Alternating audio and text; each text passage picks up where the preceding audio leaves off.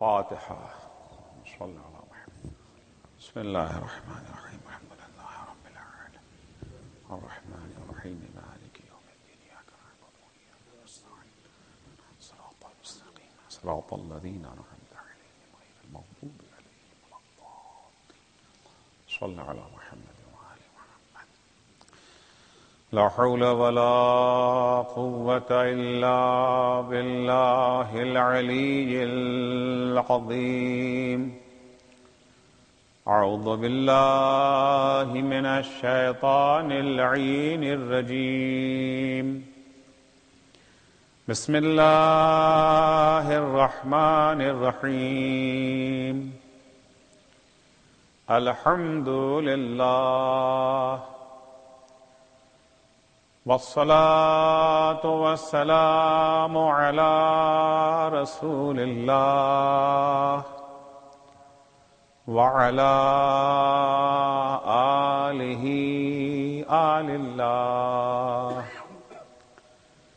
لا سيما بقية الله ولعنة الله على أعدائهم أعداء الله من يومنا هذا إلى لقاء الله.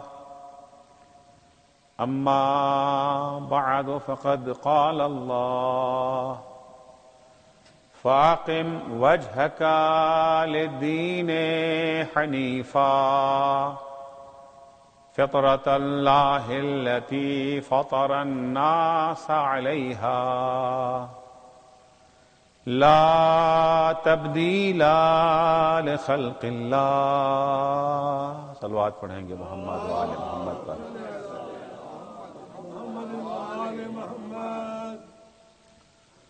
ہم انسانوں کا خالق، ہم انسانوں کا رازق، ہم انسانوں کا مالک اور ہادی اللہ ہم انسانوں سے خطاب کر کے کہتا ہے کہ تم اگر دنیا اور آخرت کی سعادت چاہتے ہو تو اپنا رخ دین حنیف، دین یکتا پرستی کی طرف موڑ دو، کیونکہ یہی وہ دین ہے جسے اللہ نے فطرت انسانی کے عین مطابق بنایا ہے. وہ فطرت جس میں کسی قسم کی تبدیلی نہیں ہو سکتی ہے. اگر کوئی آئین، کوئی مکتب فکر، کوئی دبستان تمہیں خوشیوں سے ہمکنار کر سکتا ہے، حقیقی سکون عطا کر سکتا ہے، تو وہ یہی دین ہے. کبھی بھی اس دین کا سودا مت کرنا، کبھی بھی اس دین سے منہ موڑنے کی کوشش نہ کرنا. کسی مرحلے میں، کسی جگہ پر، کسی مقام پر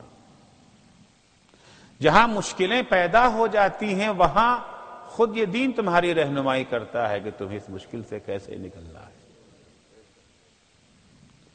یہ مشکل دین نہیں ہے، آسان دین ہے.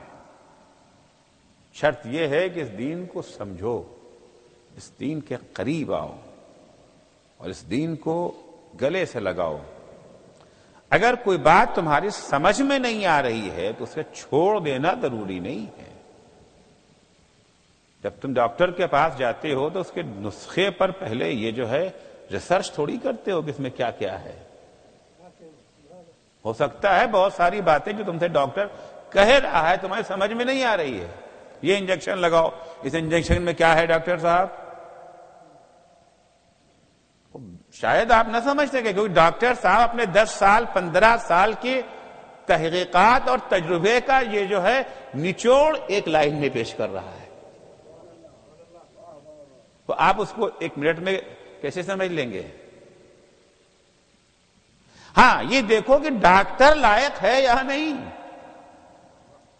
یہ دیکھو کہ ڈاکٹر پڑھا لکھا ہے یا نہیں، مخلص ڈاکٹر ہے یا نہیں. ان باتوں کو ضرور اچھی طرح سے پرکھو. لیکن جب پرکھ لیا، سمجھ لیا، اب اس کے بعد اس سے بحث کرنا، چونچرا کرنا، یہ نہ تمہاری صحت کے لیے مفید ہے اور نہ تقاضائے عقل و شرافت ہے۔ فَأَقِمْ وَجْهَكَ لِلدِّينِ حَنِيفًا، دیکھو کبھی بھی دین سے انحراف کی کوشش مت کرنا۔ وقت پڑے اگر دین کا کبھی ٹکراؤ ہو جائے ہمارے دنیا کے جو ہے مفادات سے، تو دنیا کے مفادات کو قربان کر دینا، دین کو قربان نہ کرنا۔ یہی وہ پیغام ہے جو خدا نے دیا، یہی وہ پیغام ہے جو ائمہ نے دیا، یہی پیغام پیغام کربلا ہے، یہی پیغام پیغام کربلا ہے۔ ممکن ہے کہ انسان مومن ہو اور بے دین ہو، ممکن ہے کہ انسان مومن ہو اور بے دین ہو، ضروری نہیں ہے کہ ہر مومن دیندار ہی ہو۔ ایک بات آپ کو بتا دیں کہ لفظ ایمان، ایمان، اسلام، دین، جب کبھی ایمان اور اسلام ایک دوسرے کے یہ جو ہے ایک ساتھ استعمال ہو جائیں، اسلام کا معنی الگ ہوتا ہے، ایمان کا معنی الگ ہوتا ہے۔ وہاں پر اسلام کا معنی ہوگا زبان سے کسی بات کا اقرار، اس دین کا یعنی توحید کا اور یہ جو ہے رسالت کا اقرار کر لینا، عمل شرط نہیں ہے۔ الاقرار باللسان، عمل ہو یا نہ ہو، شرط نہیں ہے عمل، وہ اسلام ہو گیا۔ اس اسلام کا کوئی فائدہ ہے؟ ہاں فائدہ ہے، اس اسلام کا بھی فائدہ ہے۔ اس اسلام کا فائدہ دنیا تک ہے، آخرت میں اس اسلام کا کوئی فائدہ نہیں۔ دنیا میں کیا فائدہ ہے؟ دنیا میں فائدہ یہ ہے کم سے کم ہندوستان میں کہ گوشت کھانے کی پرمیشن مل جاتی ہے۔ دنیا میں فائدہ یہ ہے کہ شادی بیاہ کی آسانی ہو جاتی ہے۔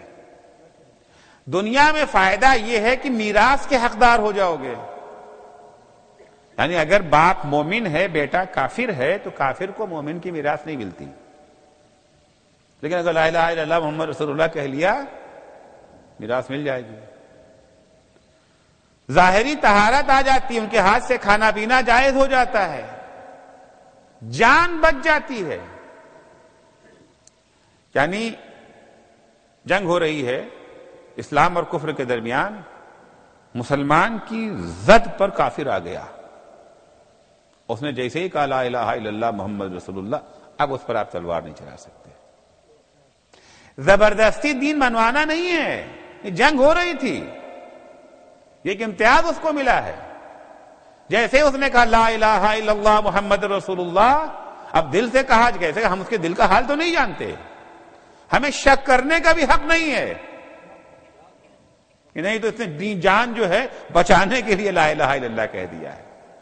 اگر دل سے کہا ہے تو یہاں بھی فائدہ وہاں بھی فائدہ، یہاں تلوار سے جان بچے گی، وہاں جہنم سے جان بچے گی۔ لیکن اگر نے زبان سے کہہ دیا ہے، اس نے فقط زبان سے کہا دنیا میں یہ فائدہ ہے، بچ جائے گا۔ تو اسلام اور ایمان اگر ایک ساتھ استعمال ہو تو وہاں کے اوپر اسلام کا معنی ہے زبان سے اقرار، چاہے عمل ہو یا نہ ہو۔ اس اسلام کا فائدہ دنیا میں ہے، آخرت میں نہیں ہے۔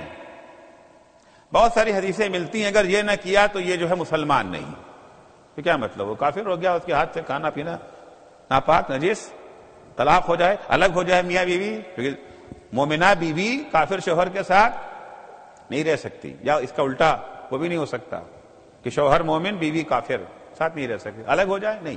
مثلا حدیث ہے کہ من اصبح ولم یہتم بامور المسلمین فلیس بمسلم، اگر کوئی صبح اس حال میں کرتا ہے کہ اسے دنیا کے یہ جو ہے مسلمانوں کا خیال نہیں ہے، صرف اپنا خیال ہے،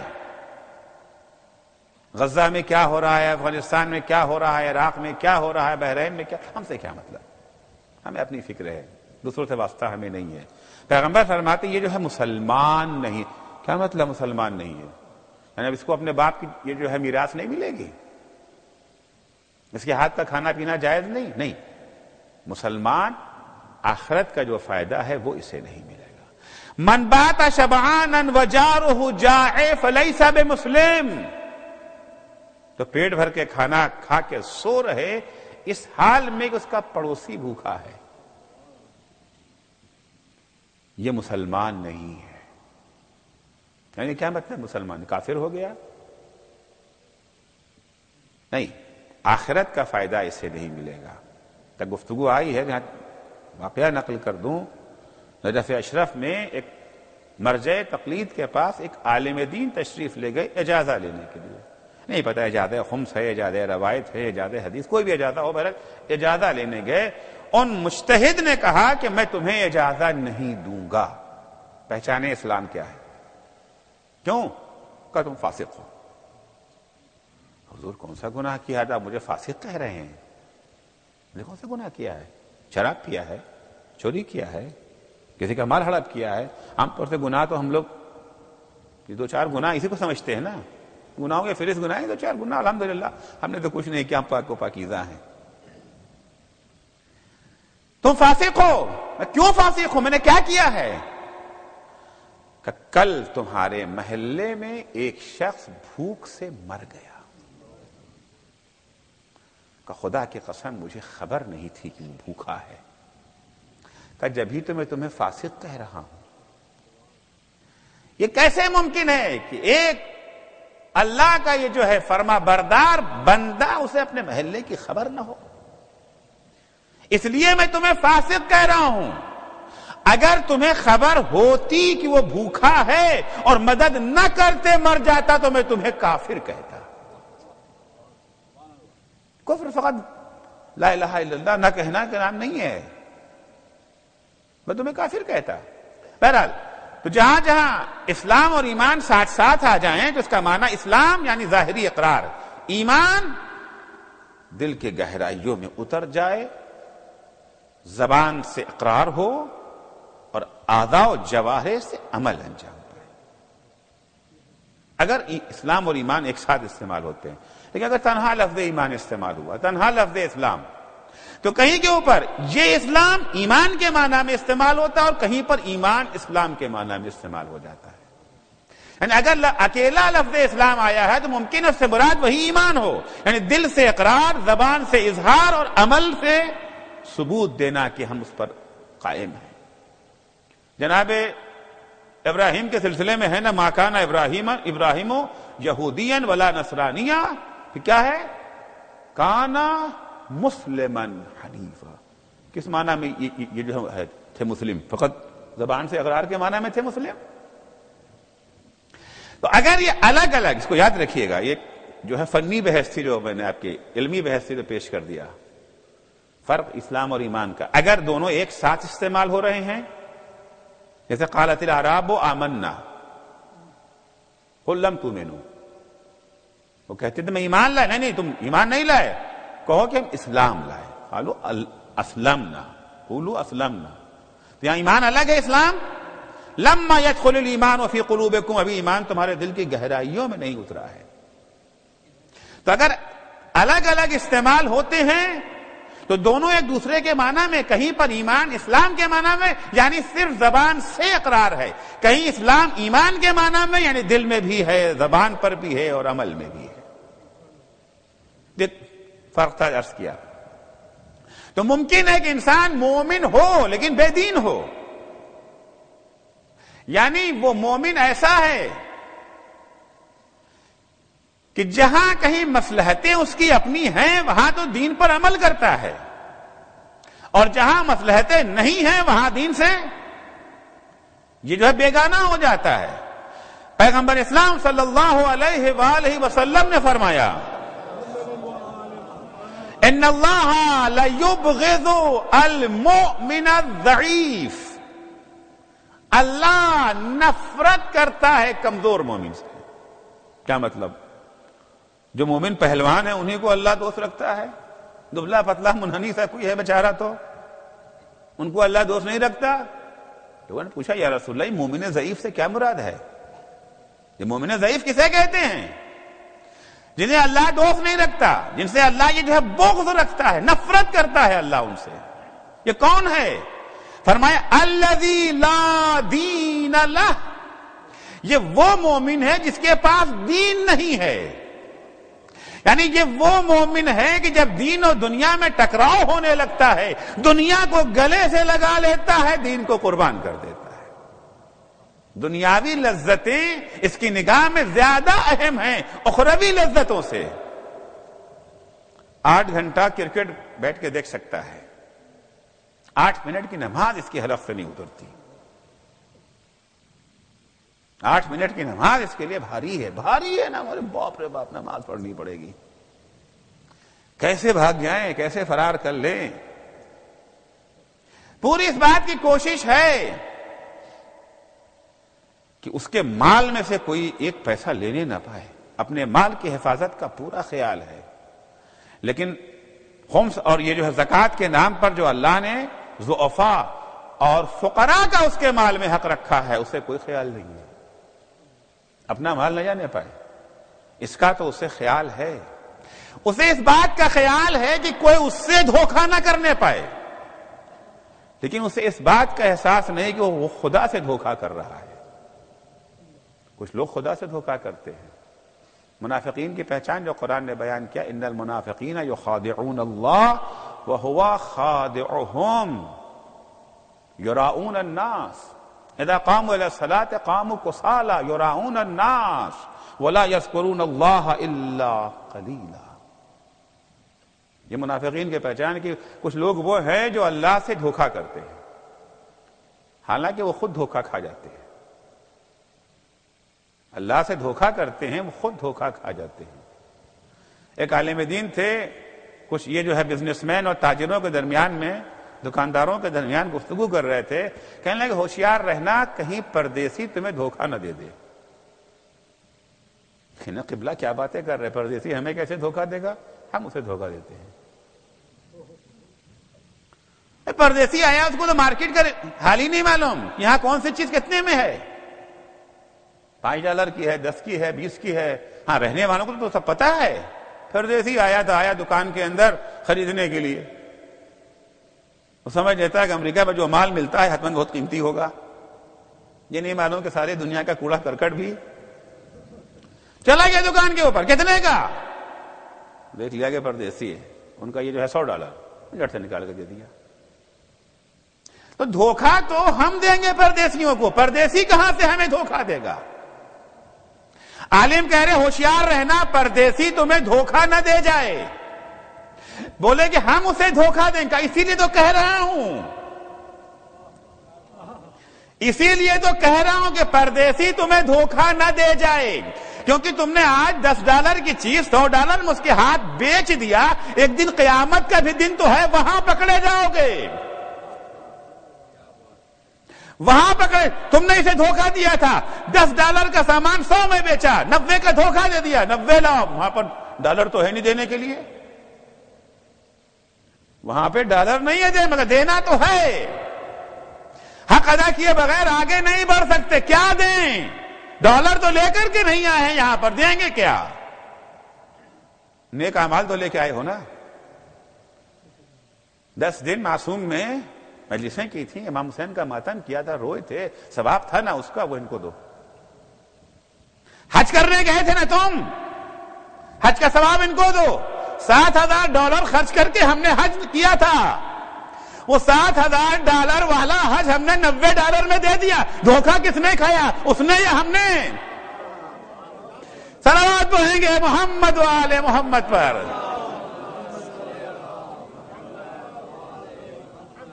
ان المنافقین جو خادعون اللہ وہو خادعهم، منافقین جو ہیں وہ اللہ کو دھوکہ دینے کی کوشش کرتے ہیں، حالانکہ وہ خود دھوکہ کھا جاتے ہیں۔ اللہ کو کیا دھوکہ دو گے تم؟ اپنے ہاتھ سے اپنے پیر میں کلہاڑی تم مار رہے ہو۔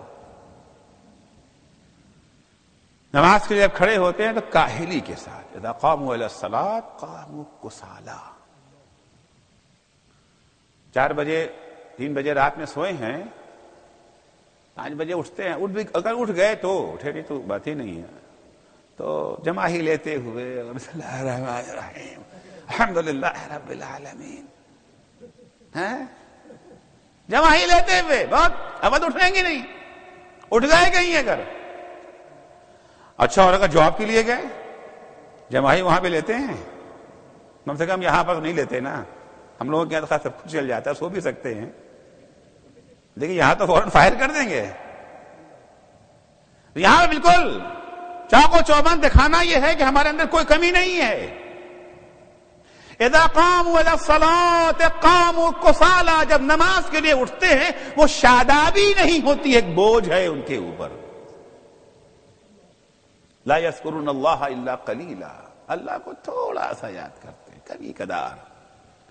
24 گھنٹے میں تو چند منٹ کے لیے یاد کر لیا، بقیہ پوری زندگی جو ہے یاد خدا سے خالی. ایک مومن وہ ہے جس کی زندگی کا کوئی لمحہ یاد خدا سے خالی نہ ہو. تجارت کر رہا ہے تو یاد خدا کے ساتھ، بزنس کر رہا ہے یاد خدا کے ساتھ، کارخانے لگا رہا ہے یاد خدا کے ساتھ، جنگ کر رہا ہے یاد خدا کے ساتھ. جب اس طرح کا بزنس ہوگا، ایسا کاروبار ہوگا، ایسی جنگ ہوگی تو کبھی کسی پر ظلم نہیں ہوگا. دنیا آباد ہوگی، آپ کی دنیا آباد ہوگی کسی کی دنیا ویران کیے بغیر، دنیا کسی کی اجاڑے بغیر. آج بہت سارے ملکوں نے ترقی کی ہے، اپنا ملک آباد کر لیا دوسرے ملکوں کو ویران کرنے کی قیمت پر. یہاں جب ترقی ہوگی تو اس طرح سے ترقی ہوگی. بہت سے لوگ کہتے ہیں نا کہ دین کے ساتھ ترقی نہیں ہو سکتی. دین کے ساتھ ترقی ہوگی مگر ایسی ترقی ہوگی جہاں دوسروں کو ویران نہیں کیا جائے گا. کیونکہ دین جب میدان عمل میں آنے کی دعوت دیتا ہے صرف اپنے فائدے کے لیے نہیں. میں نے عرض کیا تھا دولت کمائیں، جتنی زیادہ دولت کما سکتے ہیں دولت کمائیں، مگر یاد رکھیں کہ سب یہ آپ کے لیے نہیں ہے. دولت اپنے لیے کمانا اور ہے، دوسروں کے لیے کمانا اور ہے. یہ جو ہے مولا کائنات کا میں نے تذکرہ کیا تھا نا، $1 بلین کی دولت کمائی تھی علی نے. جتنا علی نے کام کیا تھا 25 سال کے دوران، جتنے چشمے کھودے تھے، جتنے باغات لگائے تھے، ان سب کی قیمت جب نکالی گئی ہے، جو سب کتابوں میں محفوظ ہے نا، موقوفات علی کے نام سے، کیونکہ علی جو کچھ کام کرتے تھے اسے جو ہے وقف کر دیتے تھے علی العوام، اپنے لیے رکھتے کچھ نہیں تھے. $1 بلین. تو $1 بلین دنیا آباد تو ہوئی مگر کسی کی دنیا ویران کر کے نہیں. اگر دین کے سائے میں، کیونکہ دیکھیے اسلام کے اندر انسان کی ذمہ داریاں دوسروں کے سلسلے میں بھی بہت ساری ہیں. اقتصادی ذمہ داریاں اسلام میں 4 حصوں میں بٹی ہوئی ہیں. 4 اسٹیج کہہ لوں، 4 اسٹیج ہے. پہلا مرحلہ جو کمایا ہے اس میں خمس و زکوٰۃ. خمس کیا ہے؟ سیونگ، بچت میں سے 20%. یہی ہے نا، آمدنی میں سے نہیں. کھایا پیا، زیارت کے لیے گئے، شادی بیاہ، بچوں کا تحفہ، تحائف، گفٹ، سب کچھ دے دلانے کے بعد جو بچا اس میں سے 20% دینا ہے. یہی تو ہے نا خمس. تو پہلی اسٹیج، پہلا مرحلہ خمس ہے، زکوٰۃ ہے. دوسرا مرحلہ انفاق ہے. انفاق یہ جو ہے دوسرا مرحلہ. انفاق کیا چیز ہے؟ قرآن مجید میں ہے، پھر قرآن میں انفاق کا ذکر بہت ہے نا. ينفقون عنوان سے بہت جگہوں پر ذکر کیا ہوا. جہاں نماز ہے، نماز کے ساتھ ساتھ انفاق ہے، فلاح ہے. آئے پیغمبر کے پاس، یا رسول اللہ انفاق کیا ہے؟ صلی اللہ علیہ محمد وآلہ. انفاق کیا ہے؟ قرآن نے نقل کیا، یسألونک ماذا ينفقون. خمس تو جان گئے، زکوٰۃ تو جان گئے، یہ انفاق کیا چیز ہے جس کا بار بار حکم ہے قرآن میں؟ یسألونک ماذا ينفقون. آیت اتری، قل العفو. جو چیزیں گھر میں اضافی ہیں، ایکسٹرا جو چیزیں ہیں. خمس میں کیا تھا؟ سیونگ میں سے 20%. کمایا کا جایا $10,000 بچ گیا، $10,000 میں سے آپ کو دینا ہے. $2,000 نکال دیا، 8,000 پھر بھی بچا ہے نا. اب انفاق کیا ہے؟ جو ایکسٹرا آپ کے پاس ہے. البتہ وہ خمس و زکوٰۃ واجب ہے، انفاق واجب نہیں ہے. یہ کمال ہے، یہ اسلام کی پہچان ہے، ایک مسلمان کی تہذیب ہے، کلچر ہے مسلمان کا. واجب نہیں ہے. ہم نے $100 کمایا، خرچہ ہمارا ہے یہ جو ہے $50 کا. اکیلے ہیں، تنہا ہیں، بیوی بچے نہیں، کوئی نہیں، $50 میں ہمارا خرچہ ہو گیا، 50 بچ گئے. سیونگ کریں، غریبوں کو دے دو. سیونگ نہیں ہے یہاں پر، یہ ہے انفاق. اس کے بعد تیسرا مرحلہ ہے تیسری اسٹیج اور ترقی ہو گئی، وہ ہے مواسات. یاد رکھیے گا لفظوں کو. مواسات کیا ہے؟ مواسات ہے اپنے مومن بھائیوں کے دکھ درد میں شریک ہونا، ان کے دکھ درد میں شرکت کرنا ہے مواسات. ہم نے $100 کمایا، $100 ہماری اپنی ضرورت ہے، سیونگ کچھ نہیں ہے، بچت کچھ نہیں، اضافہ کچھ نہیں، ایکسٹرا کچھ نہیں ہے. $100 ہماری ضرورت، ہمارا ایک برادر مومن ہے، محتاج ہے، اس کی بھی ضرورت ہے. $100 کی اسے بھی ضرورت اس کے پاس نہیں ہے. 50 اسے دے دیں گے، 50 اپنے پاس رکھ لیں گے. ایک روٹی ہمارے پاس، آدھی ہم کھائیں گے، آدھی اسے کھلا دیں گے. یہ ہے مواسات، یہ ہے شیعوں کی پہچان. انفاق عام مسلمانوں کی پہچان تھی. اب تیسرا مرحلہ آیا نا، شیعوں کا رتبہ بڑا ہے نا، تو جن کے رتبے ہیں بڑے ان کو سوا مشکل ہے، خام خواہ کا رتبہ نہیں ملتا. تیسرا مرحلہ جو ہے مواسات، یہ شیعوں کی پہچان ہے. حضرت امام جعفر صادق علیہ الصلوۃ والسلام فرماتے ہیں کہ اگر ہمارے شیعوں کو پہچاننا ہے، شیعت بہت بڑا درجہ ہے، بہت بڑا مقام ہے شیعت. کبھی انشاءاللہ اگر ہوا تو بیان کروں گا شیعت ہے کیا، کتنا بڑا درجہ ہے، بہت بڑا مقام ہے شیعت. اگر یہ پہچاننا ہے کہ شیعہ ہے یا نہیں ہے. اب بتا، ایک شیعہ دنیا والا ہے کہ آخرت والا؟ میں آخرت والے کی بات کر رہا ہوں، دنیا والے کی بات نہیں کر رہا. دنیا میں انشاءاللہ سبھی ہیں. اگر پہچاننا ہے، جو کہ ہر دعوے کا ثبوت چاہیے نا. یہودیوں نے دعویٰ کیا ہم اللہ کے دوست ہیں، اللہ نے کہا ثبوت دو. سورہ جمعہ میں ہے نا، قل یا ایھا الذین ھادوا ان زعمتم انکم اولیاء للہ من دون الناس فتمنوا الموت ان کنتم صادقین. یہودیوں نے دعویٰ کر دیا ہم اللہ کے دوست کا ثبوت دو. اگر کوئی کسی کا دوست ہوتا ہے، دوستی میں سب سے اہم چیز یہ ہوتی ہے کہ دوست کو دوست سے ملنے کا بڑا شوق ہوتا ہے. ہے کوئی ایسا دوست ہو اور دوست سے ملنے کا شوق نہ ہو؟ دوست کو دیکھتے ہی اس کی باتیں کھل جاتی ہیں. اگر تم اللہ کے دوست ہو، سچ بولتے ہو، تو موت کی تمنا کرو. موت کیا ہے؟ لقاء اللہ ہے نا. یہودیوں سے تو کہتے ہیں اگر تم اللہ کے دوست ہو تو ثبوت پیش کرو. ہم سے ثبوت نہیں مانگیں گے. تم اگر اہل بیت کے چاہنے والے ہو، اہل بیت کے ماننے والے ہو، کوئی ثبوت، کوئی علامت تو ہونا چاہیے نا. علامت کیا ہے؟ امام فرماتے ہیں امتحنوا شیعتنا، ہمارے شیعوں کو پرکھو، پہچانو، جانچ کرو کوئی ہے یا نہیں ہے. جانچ کراتے ہیں نا، اپنے خون کی جانچ کراتے ہیں، فلاں کی جانچ کراتے ہیں، دیکھنے کے لیے لیب میں جا کر کے ہم صحت مند ہیں یا بیمار. یہ تو جسم کا جانچ کرنا ہوا نا، جسمانی لیب میں جاتے ہیں. اب روح کی صحت کو سمجھنے کے لیے روحانی لیب میں آنا پڑے گا. امتحنوا شیعتنا، امام صادق یہ جو ہے لیب دے کے جا رہے ہیں آپ کو، اور جانچ فری ہے اور آٹومیٹک ہے. یہاں پر ہوتا ہے وہ سکہ ڈال دیا تو ہو گیا، یہاں پہ آپ سکہ ڈالنے کی ضرورت نہیں ہے، فری کی لیب ہے. امتحنوا شیعتنا عند مواقیت الصلاۃ. اگر ہمارے شیعوں کو پرکھنا ہے کہ شیعہ ہیں یا نہیں، تو ان کو نماز کے موقع پر رکھ لینا. اذان ہونے کے بعد دیکھو ان میں ہلچل آئی کہ نہیں آئی، ان میں کوئی تبدیلی آئی یا نہیں، نماز کی آمادگی ہے یا نہیں ہے. امتحنوا شیعتنا عند مواقیت الصلاۃ کیف محافظتهم علیہا، کہ وہ نماز کی حفاظت کیسے کرتے ہیں.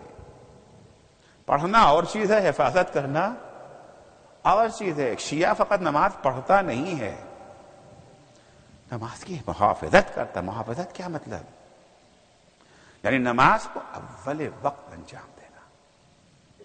جیسے ہی نماز کا وقت آ گیا، امام خمینی اپنی کتاب آداب الصلاۃ میں لکھتے ہیں کہ پیغمبر کی حدیث کو نقل کیا ہے کہ جب انسان نماز کو اول وقت پڑھتا ہے تو نماز ایک خوبصورت شکل میں اللہ کے پاس جاتی ہے. نماز کہاں جائے گی؟ اللہ کے پاس جائے گی نا. تجسم اعمال خود ایک بحث ہے، فی الحال سے نہیں چھیڑنا چاہتا. خوبصورت شکل میں اللہ کے پاس جائے گی، اور جاتے جاتے دعا دیتی جائے گی کہ پالنے والے جس طرح سے اس نمازی نے مجھے عزت بخشی تو اسے عزت بخش. اور جب انسان نماز کو دیر سے پڑھتا ہے، مگر پڑھ لیں گے ابھی کیا، مؤذن نے اذان دے دیا، پڑھ لیں گے، وہ تو بات کر رہے ہیں. ارے بھائی جماعت شروع ہو چکی ہے، اور عشاء میں دونوں شامل ہو جائیں گے، مغرب عشاء دونوں نپٹا دیں گے. ابھی کیا جلدی کاہے کی ہے؟ ابھی تو کھانا کھا رہے ہیں، ابھی تو ٹی وی دیکھ رہے ہیں، ابھی تو میچ چل رہا ہے بھائی. فائنل میچ اگر ہے تو پھر کیا کہنا، ورلڈ کپ ہے تو کیا کہنا. نہیں دیکھنا ہے ابھی کیا ہوتا ہے، کون آؤٹ ہوا، کس نے کیا کیا. ابھی تو کاروبار کر رہے ہیں، ابھی تو بزنس ہے، ابھی تو گاہک آیا ہوا ہے، ابھی تو ان سے ملنا، ابھی تو کھانا نہیں کھایا ہے. 1000 بہانے پکڑ لیں گے، ابھی تو سورج ڈوبنے میں بڑا ٹائم ہے. اگر نماز کو انسان نے پڑھا تو مگر تاخیر سے پڑھا تو نماز، وہ بھی نماز تو جائے گی اللہ کے پاس، لیکن وہ بدصورت شکل میں جائے گی، اور جاتے جاتے نمازی کو بد دعا دیتی جائے گی کہ پالنے والے جس طرح اس نے مجھے ذلیل کیا تو اسے ذلیل کر، تو اسے ذلیل کر. سمجھ میں نہیں آتا کہ اول وقت پڑھنے میں عزت اور دیر میں پڑھنے میں ذلت کہاں سے آ گئی. نماز تو نماز ہے نا بھائی، اتنی ہی نماز پڑھا جتنی اول وقت پڑھنا تھا. وہی سورہ ہے، وہی حمد ہے، وہی رکوع ہے، وہی قیام، وہی سجود، وہی تشہد، وہی دعائیں، وہی تسبیح. کوئی فرق نہیں ہے، سب کا سب وہی ہے. اول وقت اگر پڑھ لیا تو عزت، اور تاخیر سے پڑھا تو ذلت. یہ کیا مفہوم ہے؟ مثال آپ کی خدمت ایک پیش کرتا ہوں، بات بالکل واضح ہو جائے گی. کسی صاحب کی دعوت تھی، شادی تھی، ہمیں بھی بلایا، ہم بھی وہاں گئے. ہم نے وہاں دیکھا کہ جب یہ جو ہے وی آئی پیز آتے ہیں، اہم لوگ آتے ہیں، تو ان کو ہاتھوں ہاتھ دیتے، کھانا آیا، چائے آیا، پہلے ان کو دیتے ہیں. ہوتا ہے نا، ہم لوگ بھی کہیں جاتے گا، ہم لوگ بڑے نہیں ہیں لیکن بہرحال سماج بڑا سمجھ لیتا ہے، اور سب لوگ بیٹھے ہوئے ہیں، چائے آئی، پہلے قبلہ کو دو. کہتے ہیں کہ نہیں کہتے ہیں؟ اور جو بیچارہ معمولی آدمی ہے، سب سے بعد میں گھر کے نوکر چاکر ملتا، ان کو بھی ہے. شادی میں گئے تھے، جو آیا اہم آدمی آیا، سب کو کھانا کھلایا جا رہا ہے. سب سے آخر میں ہم سے پوچھا، آپ نے کھانا کھایا؟ نہیں کہا نہیں. ارے ان کو کھانا تو بھائی، کھانا سب پورا ملا، نہ مقدار میں کمی، نہ یہ جو ہے کوالٹی میں کمی تھی. گرما گرم کھانا ملا، ساری چیزیں ملی. اب جو گھر واپس آئے، تھیوریاں چڑھی ہوئی ہیں. کیا بات ہے بھائی، اب کبھی ان کے یہاں نہیں جائیں گے. ذلیل کرتے ہیں بلا کر کے. کیوں؟ کھانا نہیں ملا؟ کہ کھانا تو ملا، کم ملا، کہیں کم بھی نہیں ملا، کوالٹی خراب تھی، کہیں وہ بھی نہیں. پھر غصہ کہے کا ہے کہ سب کو کھلا چکے تب ہمیں پوچھا. تو پہلے پوچھ لینا ہمارے ہاں عزت ہے یا نہیں. اور جب تاخیر سے پوچھے ذلت، سب سے پہلے پوچھا سب سے زیادہ عزت. ٹائم ہو گیا نماز کا، کاروبار چھوڑا، بزنس چھوڑا، دوستوں کو چھوڑا، ٹیلی فون میں کہا بعد میں بات کریں گے، سب کچھ کیا، چھوڑ کے کھڑے ہو گئے. اللہ اکبر. یعنی نماز کی عزت ہماری نگاہوں میں دوسری چیزوں سے زیادہ ہے. صلوات پڑھیں گے محمد و آل محمد پر. امتحنوا شیعتنا عند مواقیت الصلاۃ کیف محافظتهم علیہا.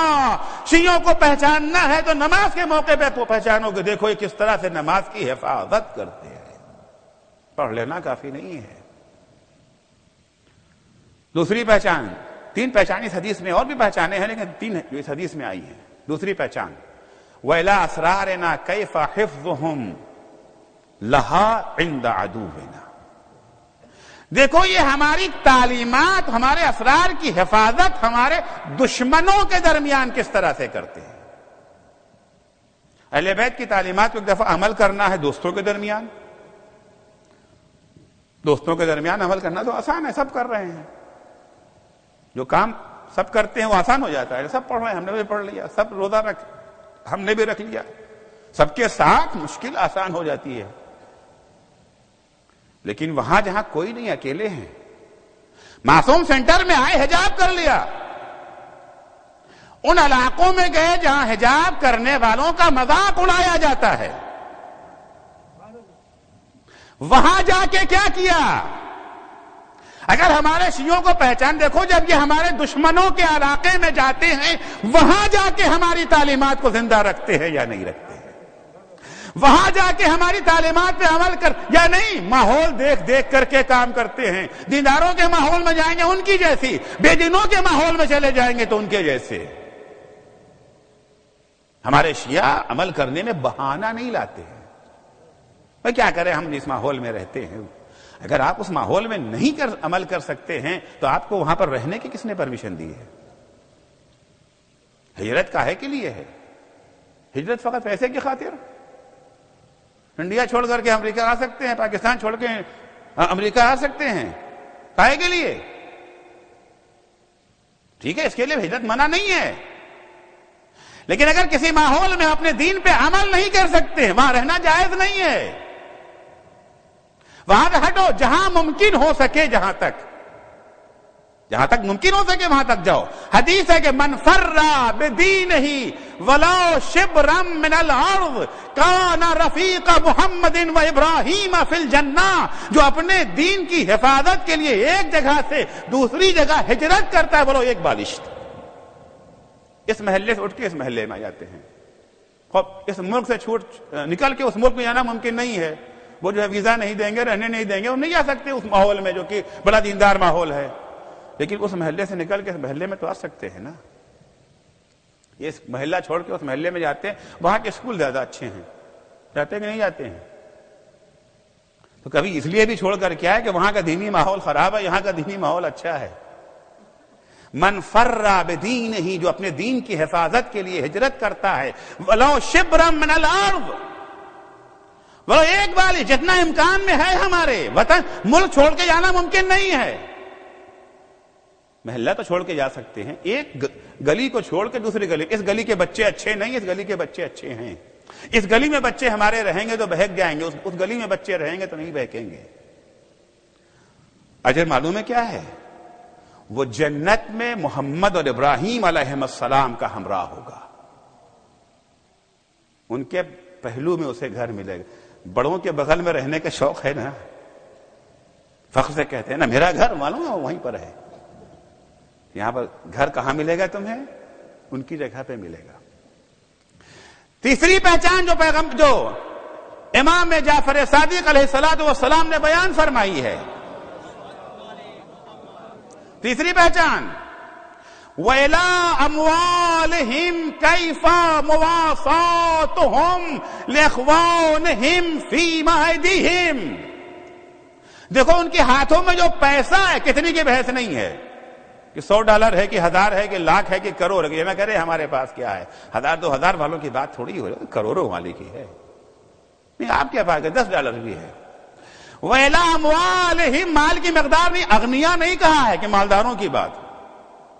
وَإِلَىٰ أَمْوَالِهِمْ، دیکھو جو ان کے ہاتھ میں پیسہ ہے وہ اپنے بھائیوں کو اس پیسے میں شریک کرتے ہیں یا نہیں؟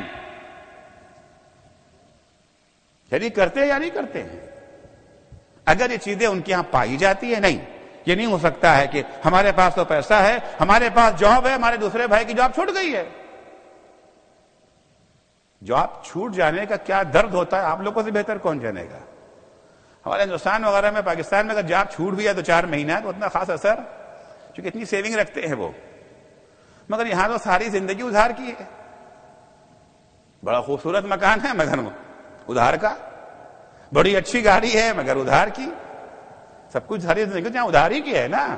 چمک دمک بہت ہے، کھوکھلی ہے، بے دم ہے. مارگیج نہ دیا اگر مکان کا تو کہاں جائے گا مکان؟ بینک والے لے جائیں گے. اور مارگیج کہاں سے دیں گے؟ جاب ہے، تنخواہ ملے گی جبھی تو. تو یہاں پر جاب چھن جانے کا درد سب سے زیادہ ہے. اس کے بعد جاب نہیں ہے، ہمارے پاس جاب ہے. کبھی پوچھا فون کر کے؟ کبھی گئے اس کے ہاں، حالات کو معلوم کیا، ہیلپ کیا، اس کی مدد کیا؟ بھائی تمہارا گزارا کیسے ہو رہا ہے؟ بچے کیسے پل رہے ہیں تمہارے؟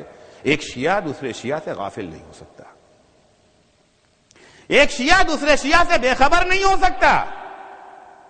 پاکستان میں دھماکوں کو مر گئے تو مر گئے، یہاں آ کے تھوڑا سا فاتحہ پڑھ لیں گے، تھوڑا سا زندہ باد مردہ باد کر لیں گے، پھر چھٹی.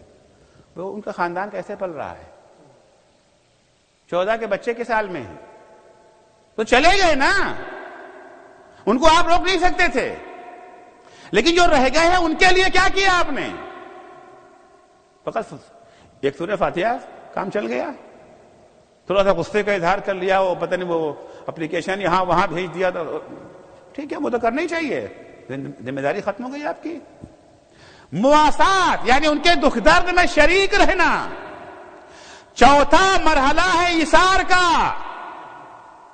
پہلا مرحلہ خمس و زکات، دوسرا مرحلہ انفاق جو ایک اسلام کی پہچان ہے، تیسرا مرحلہ ہے مواسات جو شیعوں کی پہچان ہے، چوتھا مرحلہ ہے ایثار جس مرحلے میں صرف اہل بیت نظر آتے ہیں. ایثار کیا ہے؟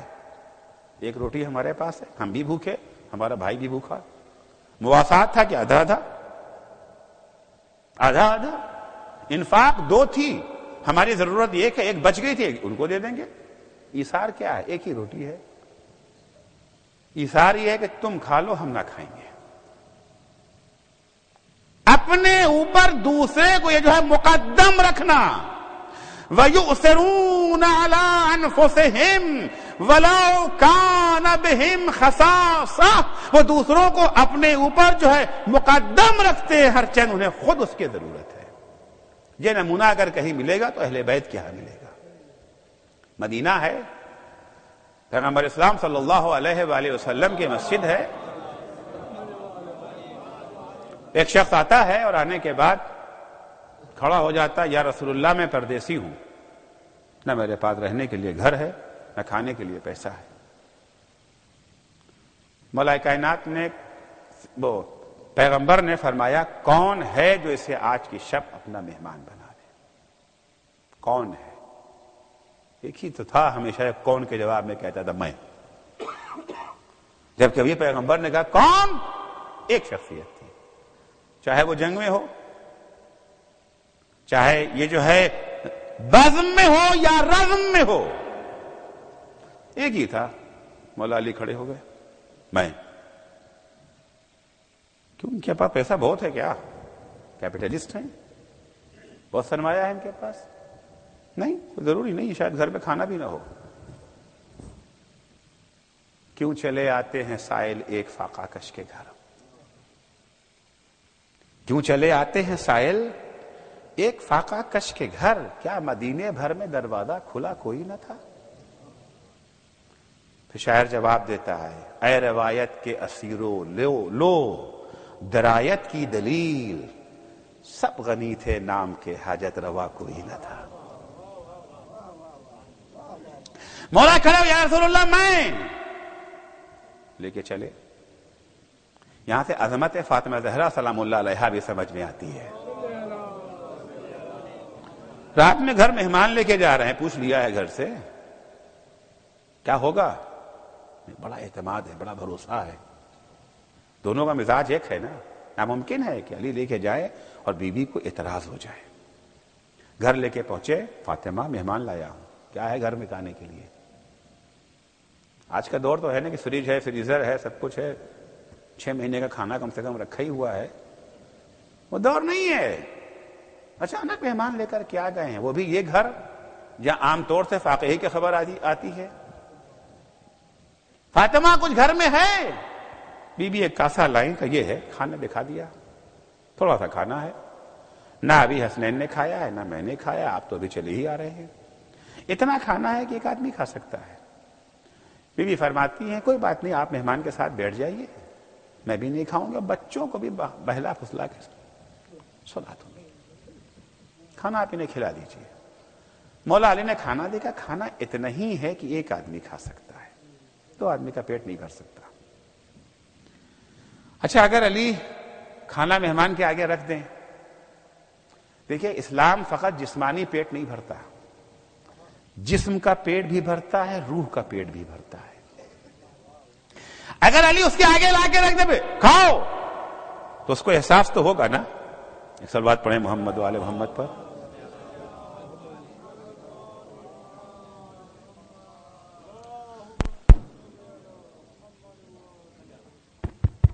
اگر مولا اس کے آگے کھانا لا کے رکھ دے تم کھاؤ اور مولا خود نہ کھائیں تو اس کو تو پتا ہے نا کہ علی نے کھانا نہیں کھایا ہے.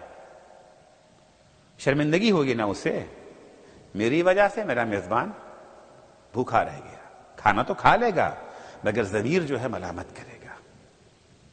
علی یہ نہیں چاہتے، نہ چاہتے کہ بھوکا رہے، دونوں گھر بیٹھ جائیں گے، اس کا پیٹ نہیں بھرے گا، اور نہ یہ چاہتے ہیں کہ وہ ضمیر کی جو ہے ملامت کا شکار ہو جائے. حکمت عملی سے کام لیتے ہیں. کسی بہانے سے چراغ کو گل کر دیا. یہ چراغ فقط کربلا میں گل نہیں ہوا ہے، کسی بہانے سے چراغ کو گل کر دیا، بجھا دیا چراغ کو، اور معصومہ کو لا کے دیا کہ دیکھو اس وقت تک اسے جلا کے مت دینا جب تک دسترخوان اٹھ نہ جائے. مولا علی کاسا لائے، جس میں کھانا تھا اس کو اس کے آگے رکھ دیا، اور ایک خالی کاسا اپنے آگے رکھ لیا. اس سے کہا بسم اللہ. مولا بھی کاسے میں ہاتھ ڈالتے ہیں، ہاتھ کو دہن کی طرف لے جاتے ہیں، ہاتھ ڈالتے. وہ یہی سمجھ، کھانا روشنی اتنی نہیں ہے کہ پتا چل سکے کہ اس میں کچھ ہے یا نہیں. وہ سمجھ رہا ہے کہ مولا کھانا کھا رہا ہے، وہ بھی کھانا کھا رہا ہے آرام سے، مطمئن، کوئی شرمندگی اسے نہیں ہے، آرام سے کھانا کھا رہا ہے. کھانا کھا چکا، دسترخوان اٹھ گیا، بی بی نے چراغ جلا کے دیا. ادھر چراغ جلا، ادھر دروازے پر دق الباب ہو رہا ہے. مولا دروازے پہ آئے، کون؟ دیکھا رسول خدا کھڑے ہیں. یا اللہ کے رسول کیسے آنا ہوا؟ علی یہ بتاؤ آج شب اس گھر میں کیا ہو رہا ہے؟ ارے ابھی ابھی جبرائیل آئے ہیں، یہ آیت لے کر کے آئے ہیں، وَيُؤْثِرُونَ عَلَىٰ أَنفُسِهِمْ وَلَوْ كَانَ بِهِمْ خَصَاصَةٌ. صلوات پڑھیں گے محمد و آل محمد پر. کچھ ایسے بندے ہیں جو دوسروں کو اپنے اوپر جو ہے مقدم رکھتے ہیں، حالانکہ خود انہیں اس کی ضرورت. یہ آیت مولا کی شان میں نازل ہوئی، وَيُؤْثِرُونَ عَلَىٰ أَنفُسِهِمْ وَلَوْ كَانَ بِهِمْ خَصَاصَةٌ. تو یہ ایثار، ایک مسلمان کی ذمہ داری صرف اپنی ذات تک ختم نہیں ہو جاتی ہے. یہی ایثار اور قربانی کا سبق تھا جو کربلا تک کام آیا، جو کربلا تک کام آیا. حسین کو کیا پڑی تھی؟ ان کا خاندان ماشاءاللہ سب دیندار خاندان، بچے سب دیندار، سب نمازی، سب روزے دار، سب پرہیزگار، گناہوں سے دور. انہیں کیا پڑی تھی؟ حسین یہ دیکھ رہے تھے اگر ہم نے کربلا میں آ کر کے اپنی قربانی نہ پیش کی تو دوسروں کا دین نہ بچے گا. ہمیں صرف اپنے دین کی فکر نہیں، ہمیں دوسروں کے دین کو بھی دیکھنا ہے. یہی وہ جذبہ تھا جسے لے کر کے حسین ابن علی کربلا میں آ گئے، اور آنے کے بعد سب کچھ حسین نے قربان کر دیا. اعزا کو قربان کیا، قربا کو قربان کیا، کڑیل جوان بیٹے کو قربان کیا، ننھے شیرخوار کو قربان کیا، یہاں تک کہ اپنے کنبے کی اسیری کو بھی قربان کر دیا. اسیری کے لیے بھی حسین تیار ہو گئے. عزیزو، 10 محرم تمام ہو گئی.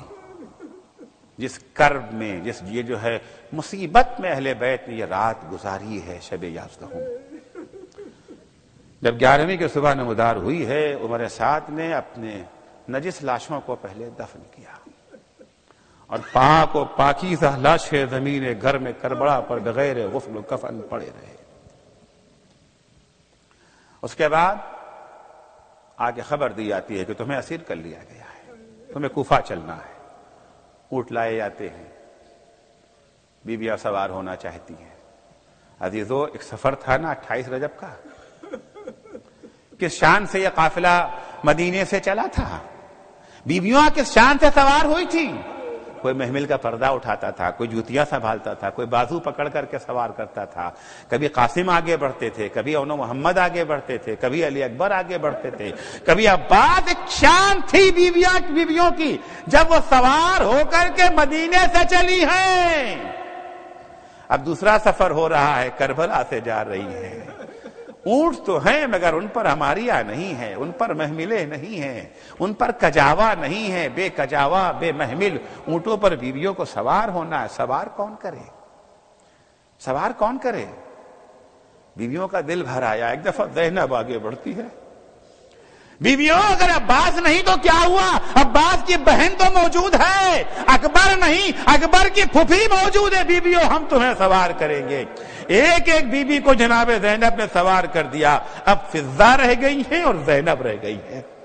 فضہ کہتی بیوی آپ سوار ہو جائیے، میں آپ کو سوار کروں گی. زینب کہتی ہے نہیں فضہ، نہیں میں تمہیں بھی سوار کروں گی. فضہ نہیں مان رہے ہیں. کہتی ہے فضہ تجھے ماں زہرا کی قسم ہے. زینب نے فضہ کو بھی سوار کر دیا. اب کون ہے جو زینب کو سوار کرے؟ دل بھر آیا. ایک طرفہ فرات کا رخ کیا بھیا عباس، میدان کربلا کا رخ کیا بیٹا علی اکبر. ارے پھوپھی کو بڑی شان سے لائے تھے، بیٹا پھوپھی جا رہی ہے. اجرکم علی اللہ. کسی طریقے سے زینب سوار ہو جاتی ہیں. قافلہ چلا، قافلے کو اس راستے سے لے جایا گیا جہاں شہداء کے بے گور و کفن جنازے پڑے تھے. جیسے ہی بیویوں کی نظر اپنے شہیدوں پر پڑی ہے، ایک ایک بیوی نے اپنے شہید کے اوپر گرا دیا. کوئی علی اکبر کے لاشے پر، کوئی قاسم کے لاشے پر. عزیزو زینب اپنے بھیا حسین کے لاشے پر ہے. بھیا سے لپٹ جاتی ہے زینب. بے ابی العطشان حتی قضا، بے ابی المظلوم حتی مضا. ارے میرا باپ قربان ہو جائے اس پیاسے پر جو دنیا سے پیاسا چلا گیا. جناب زینب اپنے بھیا سے لپٹی ہوئی بین کر رہی ہیں کہ اچانک ان کی نگاہ امام سجاد پہ پڑ گئی. زینب نے کیا دیکھا کہ سید سجاد کا بڑا عجیب عالم ہے. نزدیک ہے کہ روح بدن کو چھوڑ دے گی، روح بدن سے پرواز کر جائے گی. بھیا کے جنازے کو چھوڑا، بھتیجے کے پاس آئی. بیٹا سجاد میں یہ کیا منظر دیکھ رہی ہوں؟ امام سجاد کہتے ہیں پھوپھی اماں، آخر وہ بیٹا کیا کرے جس کے بابا کا جنازہ بے غسل و کفن پڑا ہو اور بیٹا اتنا مجبور ہے کہ اپنے بابا کو غسل بھی نہیں دے سکتا. ارے ہاتھوں میں ہتھکڑی ہے، پیروں میں بیڑیا ہے، گلے میں خاردار توق. جناب زینب کہتی ہے بیٹا اپنے دل کو سنبھالو. صحیح ہے کہ تمہارے بابا کو غسل و کفن نہ ملا، لیکن بیٹا فکر نہ کرو، میں نے نانا سے سنا ہے ارے تمہارے بابا کا عظیم الشان روزہ بنے گا. اطراف و اکناف سے چاہنے والے آئیں گے اور آگے تمہارے بابا کو سلام کریں گے. الا لعنت اللہ وعلی قوم الظالمین وسيعلم الذین ظلموا ای منقلب ینقلبون. بار الہ واسطہ ہے محمد والے محمد کا، ہماری اس مختصر سی عبادت کو قبول فرما. پالنے والے صدقے میں اہل بیت اطہار کے ہمیں مومن دیدار بنا دے. بار الہ تجھے واسطہ ہے محمد والے محمد کا، جو بیمار ہے انہیں شفائے کاملہ عنایت فرما، جو مقروض ہیں ان کے قرضوں کو ادا فرما، جو پریشان حال ہے ان کی پریشانیوں کو دور فرما. بار الہ صدقے میں اہل بیت اطہار کے جو بے اولاد ہیں انہیں نیک اور صالح اولاد عنایت فرما. جو صاحب اولاد ہیں انہیں اپنی اولاد کی دینی تعلیم و تربیت کی توفیق کا رحمت فرما. جو بے روزگار ہیں انہیں پاکیزہ اور حلال روزگار عنایت فرما. جو با روزگار ہیں انہیں اپنے بے روزگار بھائیوں کی خبر گیری کی توفیق عنایت فرما. بار الہ واسطہ ہے محمد والے محمد کا، امام زمانہ کے ظہور میں تعجیل فرما. جب حضرت کا ظہور ہو تو ہمارے اعمال ایسے ہوں کہ ہم ان کے اصحاب و انصار میں شمار ہو سکیں. اللہم عجل فی فرج مولانا صاحب الزمان وجعلنا من اعوانہ وانصارہ.